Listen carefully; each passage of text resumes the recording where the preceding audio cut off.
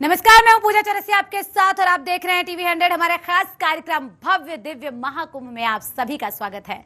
हरिद्वार के महाकुंभ में तमाम अखाड़े जहां गंगा स्नान में हिस्सा ले रहे हैं, इस बीच स्वामी रूपेंद्र प्रकाश को महामंडलेश्वर बनाया गया है।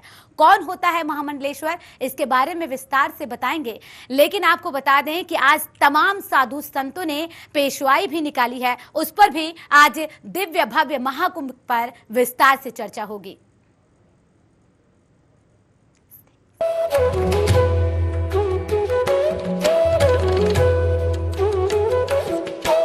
हरिद्वार में जहां एक तरफ संतों का डेरा लगा हुआ है, वहीं दूसरी तरफ प्राचीन अवधूत मंडल आश्रम के अध्यक्ष स्वामी रूपेंद्र प्रकाश का महामंडलेश्वर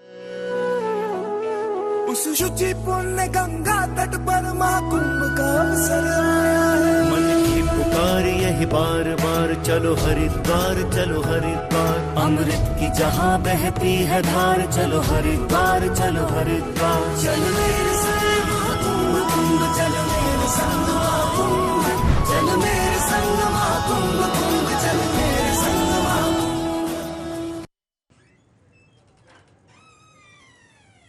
तो हरिद्वार के महाकुंभ में तमाम अखाड़े गंगा स्नान में हिस्सा ले रहे हैं। इस बीच स्वामी रूपेंद्र प्रकाश को महामंडलेश्वर बनाया गया है। कौन होता है महामंडलेश्वर, क्या है इसकी महत्वता, इस रिपोर्ट में देखिए।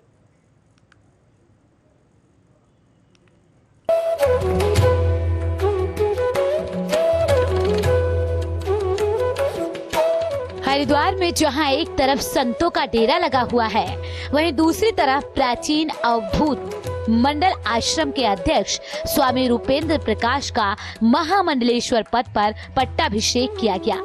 स्वामी रूपेंद्र प्रकाश पंचायती अखाड़ा बड़ा उदासीन के महामंडलेश्वर बनाए गए हैं।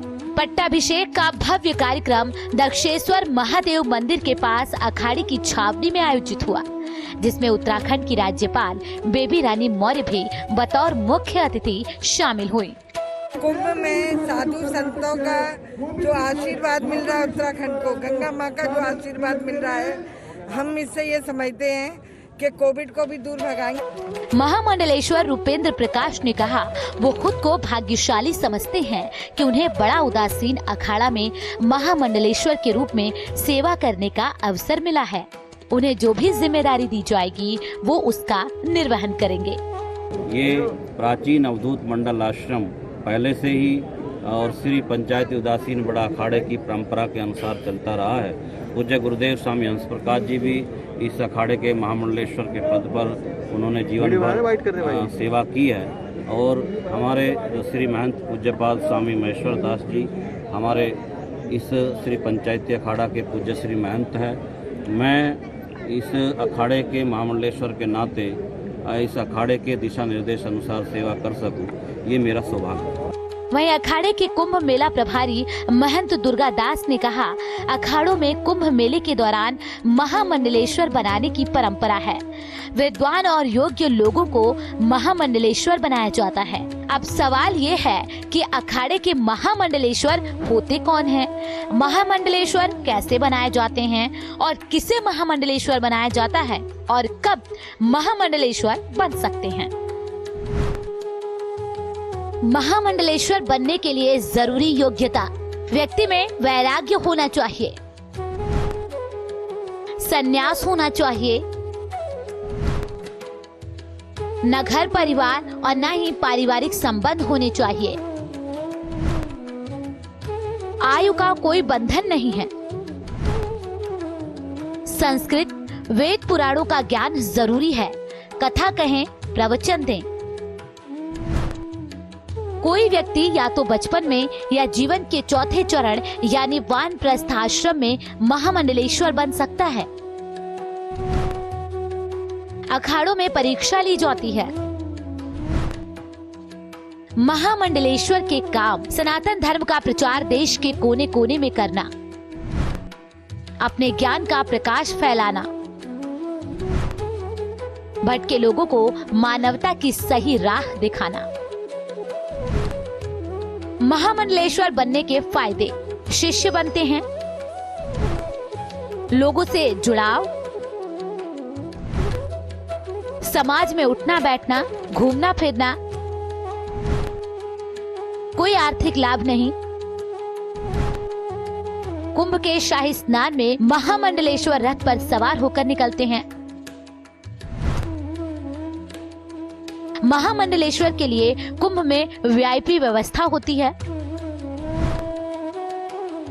सुरक्षा के अलग प्रबंध होते हैं। आगे पीछे नेताओं अधिकारियों का जमघट होता है। विशेषकर 2 परिस्थितियों में महामंडलेश्वर की नियुक्ति की जाती है। पहला तब जब महामंडलेश्वर रहते ही उसका स्वर्गवास हो जाए, तो ऐसी स्थिति में उसका जो कार्याधिकारी होता है उसको ये पद सौंपा जाता है। या फिर दूसरा, नए जो लोग संस्थाओं से जुड़ते हैं उनको अखाड़े की परंपरा के अनुसार ही महामंडलेश्वर बनाया जाता है। कहते हैं महामंडलेश्वर उसी व्यक्ति को बनाना चाहिए जो चरित्रवान हो, विद्वान हो और समाज में उसकी एक छवि हो और समाज के लिए काम करे। ऐसे लोग समाज में आएंगे तो राष्ट्र और धर्म का उत्थान होगा। इसी कड़ी में स्वामी रूपेंद्र प्रकाश को पंचायती अखाड़ा बड़ा उदासीन का महामंडलेश्वर बनाया गया है। Bureau report, TV 100। वहीं महाकुंभ में साधुओं के अखाड़े और उनसे तथ्य बहुत ही दिलचस्प होते हैं। हर कोई साधु सन्यासियों की गतिविधियों को जानने के लिए उतावला रहता है।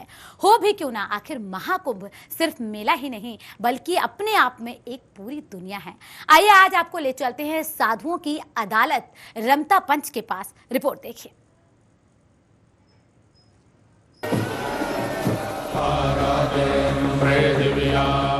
महाकुंभ पाप मोचनी गंगा के अलावा यहाँ आने वाले साधु संतों के लिए भी जाना जाता है। इन संतों की शीर्ष संस्थाएं अखाड़े हैं। अखाड़ा यानी साधुओं का एक ऐसा दल जो शास्त्र के साथ साथ शस्त्र विद्या में भी पारंगत होता है।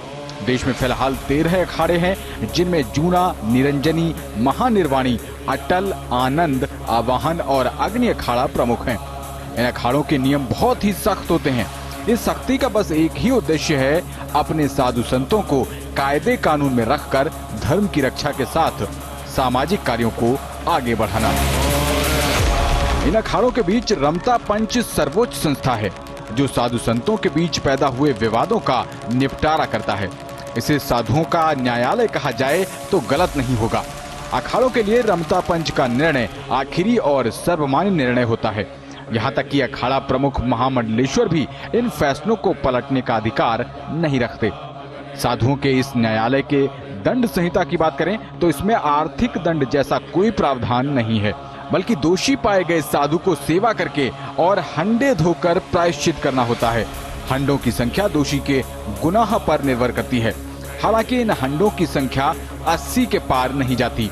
खास बात यह है कि रमता पंच के चारों महंतों के अधिकार समान हैं और उनमें से कोई भी निर्णय देता है तो उसे पंच का ही आदेश माना जाता है। Bureau report, TV 100। संतों की अदालत कैसी थी यह आपने देख लिया, तो वहीं महाकुंभ में अखाड़ों की पेशवाई निकालने का सिलसिला भी जारी है। हरिद्वार में भूपतवाला वैष्णो देवी शक्तिपीठ से बैरागी संतों के तीनों अखाड़ों की पेशवाई धूमधाम से निकाली गई। पेशवाई में निर्मोही, निर्वाणी और दिगंबर अखाड़ों के साधु संत शामिल हुए। बैंड बाजों और भव्य झांकियों से सुसज्जित पेशवाई हर की पैड़ी, तुलसी चौक, शंकराचार्य चौक से होती हुई बैरागी कैंप पहुंची। धूमधाम से निकाली गई बैरागी संतों के तीनों अखाड़ों की पेशवाई। निर्मोही, निर्वाणी और दिगंबर अखाड़ों के साधु संत हुए शामिल। संतों की पेशवाई पर हेलीकॉप्टर से हुई पुष्प वर्षा। संतों के अस्त्र शस्त्र प्रदर्शन को देखने के लिए उमड़ी भीड़। हरिद्वार में भूपतवाला वैष्णो देवी शक्तिपीठ से बैरागी संतों के तीनों अखाड़ों की पेशवाई धूमधाम के साथ निकाली गई। पेशवाई में निर्मोही, निर्वाणी और दिगंबर अखाड़ों के साधु संत शामिल हुए। पेशवाई के दौरान सबसे पहले पुलिसकर्मी चल रहे थे। इसके साथ ही हर चौराहे और गलियों पर पुलिसकर्मी तैनात रहे। इसके साथ ही आग से बचाव के लिए अग्निशमन विभाग की गाड़ियां भी साथ साथ चल रही थीं। पेशवाई मार्ग पर सबसे आगे सैनिटाइजेशन का इंतजाम किया गया था। वहीं श्रद्धालुओं ने ऊंट पर सवार 20 फीट लंबी जटाओं वाले संत के साथ खूब सेल्फी भी ली। बाबा ने भी भक्तों की इच्छा को पूरी करते हुए उनके साथ सेल्फी ली और उन्हें आशीर्वाद दिया। वहीं इस दौरान पेशवाई में शामिल महंत धर्मदास महाराज ने कहा कि विश्व का सबसे बड़ा धार्मिक आयोजन महाकुंभ मेला भारतीय संस्कृति की धरोहर है और वैष्णव संत महाकुंभ मेले की शान है, जो सनातन संस्कृति का निर्वहन करते हुए भारतीय परंपराओं को देश दुनिया में प्रसारित कर रहे हैं। वैष्णव अखाड़ों की गौरवशाली परंपरा विश्व विख्यात है, जो भारत को महान बनाती है। खूब आनंद में निकल रही है। आज से मेला की शुरुआत हो गया। अब मेला बहुत शांतिपूर्ण रहा, बहुत आनंदमय बीतेगा। वहीं इस मौके पर बाबा हठयोगी का कहना है कि कुंभ मेले के दौरान देश दुनिया से आने वाले तपस्वी संत अपने अनंत ज्ञान के द्वारा आम जन में आध्यात्मिक ज्ञान का प्रचार करते हैं और सभी को आशीर्वाद प्रदान कर विश्व कल्याण की कामना करते हैं। यही कुंभ मेले का मुख्य महत्व है। जो भव्य शोभा यात्रा जो निकाली, पेशवाई निकाल रहे हैं, हम लोगों में तीनों इकट्ठे हैं। एक सामंजस्य है, अलग अलग नहीं है, वैमनस्य नहीं है, एकता की भावना है। और वो जगत गुरु रामानंद आचार्य जी का संदेश लेके चलते हैं, जात पात पूछे न कोई, हरि को भजे सो हरि को। तो इसलिए तीनों हमारे जो अणी हैं, जो देखिए आप देखोगे कि जो ये विशाल जुलूस है, इसमें ज़्यादा आर्टिफिशियल आपको कुछ नहीं दिखेगा, संत ही संत दिखेंगे। अस्त्रों शस्त्रों का शानदार प्रदर्शन करते हुए बैरागी अखाड़ा की तीनों अड़ियों की पेशवाई धूमधाम से निकाली गई। संतों के अस्त्र शस्त्र प्रदर्शन को देखने के लिए श्रद्धालुओं की भीड़ उमड़ी। श्रद्धालुओं ने संतों के दर्शन कर आशीर्वाद दिया। इसके साथ ही संतों की पेशवाई पर हेलीकॉप्टर से लगातार पुष्प वर्षा हुई। Bureau report TV 100।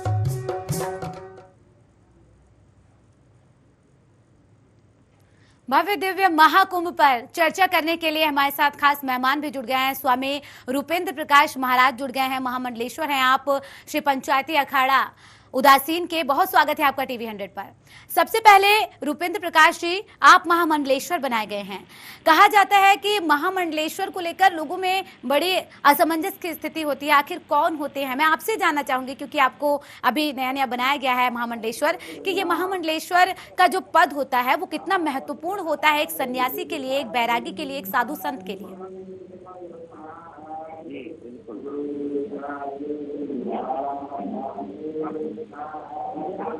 ये श्री पंचायती बड़ा उदासीन अखाड़ा या हमारे सन्यासी अखाड़ों में महामंडलेश्वर का पद बड़ा महत्वपूर्ण होता है। ये हमारे सत्य पंच परमेश्वर और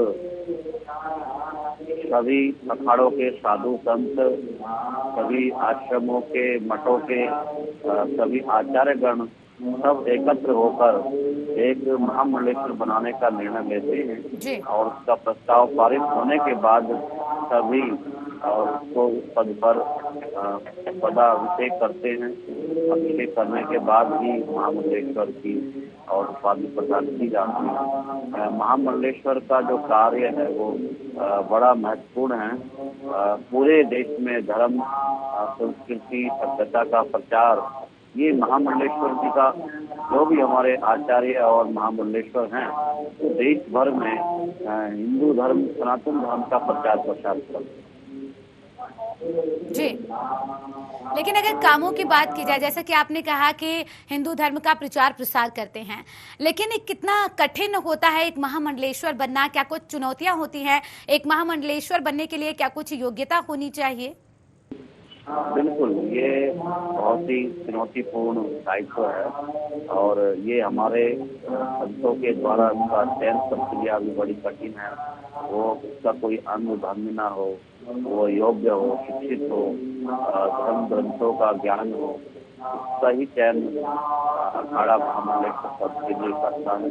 और इस प्रकार से हम देखते हैं कि पूरे देश में हमारा जो पंचायती उदासीन बड़ा अखाड़ा है, उसके सभी प्रदेशों में शाखाएं हैं और वहाँ पर अखाड़े के निर्देशन में महामंडलेश्वर का कार्य जो हमारे देश भर में अनुयायी हैं, उन अनुयायियों को धर्म ग्रंथों के द्वारा जो उपदेश हमारे आचार्य श्री चंद्र जी ने दिया उसका प्रचार प्रसार कर हिंदू धर्म की जो कुरीतियां हैं उनको समाप्त करने का काम हम सबका रहता है। वो विभिन्न प्रकार की जो समाज में वैमनस्यता है, असमानता है, कोई अनेकों प्रकार की प्रथाएं हैं, उनको समाप्त कर हिंदू धर्म के संरक्षण संवर्धन के लिए और महामंडलेश्वर अपना प्रवास और अपना दौरा पूरे देश में करते हैं, विश्व में करते हैं। जी, एक महामंडलेश्वर की बात की जाए रुपेंद्र जी, तो एक महामंडलेश्वर बनाए जाने की जो विधि होती है, क्या कुछ विधि होती है और क्या कुछ प्रक्रिया होती है, और महाकुंभ में जब एक महामंडलेश्वर बनाया जाता है तो उसकी महत्वता कितनी बढ़ जाती है? जी बिल्कुल, ये हमारे अखाड़े में महामंडलेश्वर की एक प्रक्रिया है। उसके लिए पूरा विधि विधान से पूजन अनुष्ठान सब किया जाता है। उसके बाद ही महामंडलेश्वर के पद पर सभी अखाड़ों के और हमारे अखाड़े के सभी सच परमेश्वर, हमारे अखाड़े के 5 मुख्य जो आचार्य वो पहले पट्टाभिषेक करते हैं, अपनी चादर और तिलक देकर और सम्मानपूर्वक उनको इस पद पर विभूषित करते हैं। उसके बाद सभी 13 अखाड़ों के हमारे सभी महामंडलेश्वर वृंद, अखाड़ा परिषद के सम्मानित अध्यक्ष, महामंत्री, सचिव, सारा अखाड़ा परिषद सम्मान को अपने तिलक चादर देकर इस पद पर विभूषित करते हैं। ये एक बड़ी लंबी प्रक्रिया है और कई दिन तक चलती है। उसके बाद ही महामंडलेश्वर का पट्टाभिषेक होता है। निश्चित रूप से सनातन धर्म में यह पद का बड़ा महत्व है और इसकी एक प्रक्रिया है। अभी तो आधुनिक काल में थोड़ा परिवर्तन देखने को मिलता है, लेकिन पूर्व में जो महामंडलेश्वर बनाने की शिक्षा दीक्षा सब अखाड़ा और अपने अनुसार करता है। उसके बाद जब पूर्ण रूप से वो परिपक्व हो जाए उसके बाद ये पदवी प्राप्त होती है। निश्चित रूप से हम सब देखते हैं जिस प्रकार से अनेकों चर्चाएं महामंडलेश्वर पद को लेकर होती है, ऐसा कुछ भी नहीं है। ये एक विधि विधान है, एक पुरानी परंपरा है जिसका हम सब निर्माण करते हैं। लेकिन रुपेंद्र जी, जिस तरीके से महाकुंभ के दौरान जब महामंडलेश्वर बनाया जाता है, लगभग कितने साधु संतों के इसमें शामिल होने की बात सामने आती है कि इतने साधु संत इसमें शामिल होने चाहिए। एक भव्य आयोजन होता है, बड़े ही विधि विधान के साथ एक महामंडलेश्वर पद पर आसीन किया जाता है किसी को। इतने बड़े पद पर आसीन होने के बाद कैसा महसूस कर रहे हैं आप, और किस तरीके से सनातन धर्म के, हिंदू धर्म के प्रचार प्रसार के लिए आगे कामकाज करेंगे? क्योंकि कहते हैं एक साधु होना, एक सन्यासी होना आसान नहीं होता है। मैं बहुत अच्छा पूरा महसूस कर रहा हूँ। आज भी मुझको हो रहा है कि मुझे किया ये महाकुंभ के पर्व पर ही ऐसे आयोजन होते हैं। सभी अखाड़े अपने अपने आश्रमों में महामंडलेश्वर और नियुक्त करते हैं। ये परंपरा हमारी पूरे विश्व में पूरा हिंदू समाज इसको देखता है। और साधु का जीवन कितना कठिन है ये तो बताना, शब्दों में व्यक्त करना बहुत कठिन है। एक संत अपना सुख सुविधाएं, परिवार और समाज की जो विभिन्न प्रकार के जो ऐश्वर्य उनको छोड़कर जब सन्यासी बनता है तो उसको शब्दों में व्यक्त नहीं किया जा सकता। लेकिन ये संत का जीवन धर्म के लिए, समाज के लिए होता है और समाज इसलिए अनुकरण करता है क्योंकि संतों ने अपना सारा जीवन समाज के लिए अर्पित किया है। वो एक एक जीवन का सारा समय धर्म और राष्ट्र के लिए अर्पित करता है, इसलिए सारा समाज धर्म की इन धर्म गुरुओं का सम्मान करता है। वो भी मनुष्य हैं, हम जैसे ही।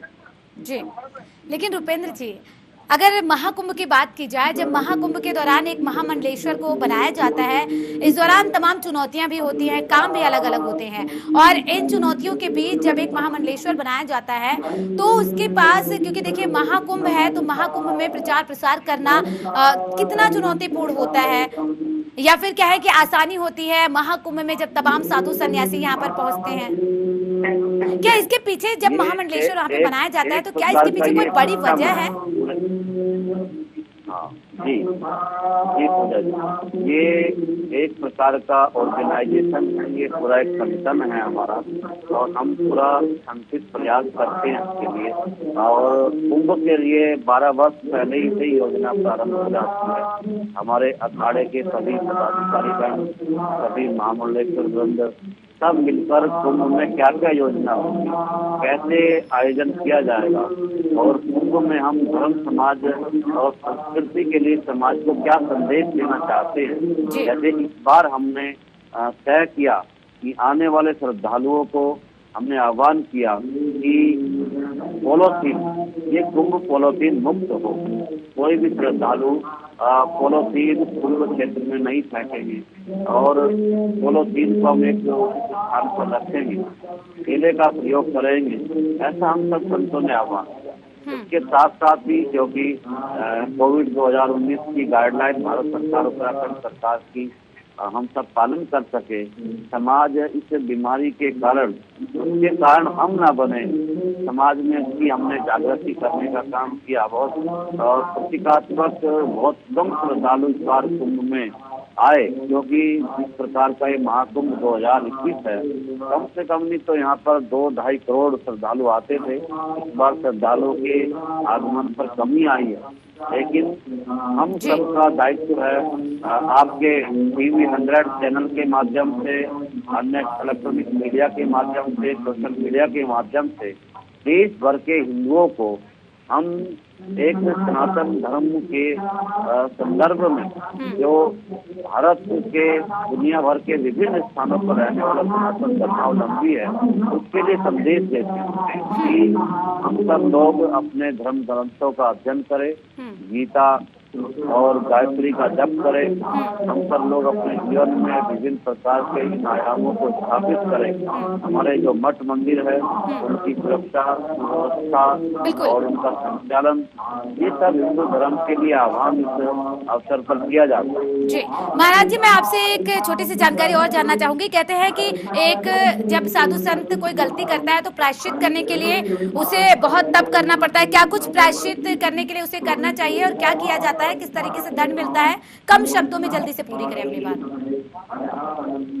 तो पहले तो हमारे पूज्य महापुरुष कोई गलती करते ही नहीं, अगर कोई ऐसा होता है तो उसको हमारी धर्म ध्वजा के समस्त दंड देने का प्रावधान है। और धर्म ध्वजा के आगे हमारे पूज्य आचार्यों के समक्ष वो दंड के लिए जो निश्चित होगा उसके लिए उसकी साधना, उसका तप, उसका निर्धारण के अनुसार वो फिर सोने की तरह तप कर और एक अच्छा एक उदाहरण प्रस्तुत है। जी चलिए, बहुत शुक्रिया टीवी 100 से बातचीत करने के लिए महाराज जी। तो महामंडलेश्वर जुड़े हुए थे भव्य दिव्य महाकुंभ में, किस तरीके से एक महामंडलेश्वर पद पर क्या कुछ काम होता है, क्या महत्वता होती है, इसके बारे में उन्होंने विस्तार से बताया। इसी के साथ हम फिलहाल हमारे खास कार्यक्रम में सिर्फ इतना ही। बने रहे टीवी 100 के साथ। नमस्कार।